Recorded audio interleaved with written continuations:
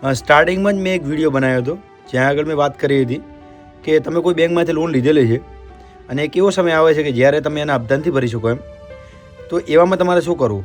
તો કે બેંકમાં જઈ અને એક લેખિત અરજી કરવી કે ભાઈ મારાથી અત્યારે હપ્તા ભરાય એમ નથી, થોડો મને સમય આપો.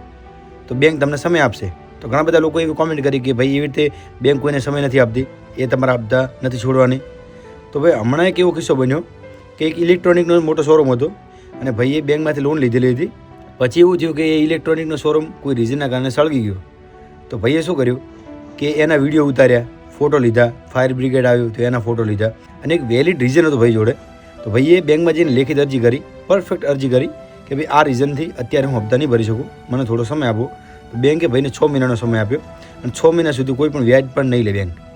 કહેવાનો મતલબ કે તમારે કોઈ એવી પરિસ્થિતિ સર્જાય છે, તમારા જોડે એક વેલિડ રીઝન હોવું જોઈએ હપ્તા ન ભરવાનું. અને જો વેલિડ રીઝન હશે અને બેંકને લાગશે કે હા તમારી પરિસ્થિતિ અત્યારે ખરાબ છે, તો એ તમને સમય આપશે, પણ એના માટે તમારા જોડે એક કારણ હોવું જોઈએ ભાઈ એમ. બાકી તો તમારે ઓફલાઈન અરજી કરવાની રહેશે બેંકમાં જઈ અને લોકો એ મેનેજરને વાત કરો કે આ રીઝનથી અત્યારે હું નથી ભરી શકું એમ.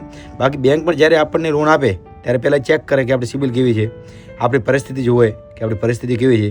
આપણી સિબિલ અને આપણી પરિસ્થિતિ સારી જોઈને જે આપણને લોન આપે છે ત્યારે આપણી પરિસ્થિતિ સારી હોય છે. પછી કોઈ રીઝનના કારણે આપણી પરિસ્થિતિ ખરાબ થઈ જાય છે તો બેંક પણ સમજશે ભાઈ, કારણ કે બેંક પણ પોતાના પૈસા ભૂલવા નથી માંગતી. તો બેંક પણ સમજશે, એટલે તમે બેંકને લેખિત અરજી કરો, એ તમને થોડો સમય આપશે ભાઈ.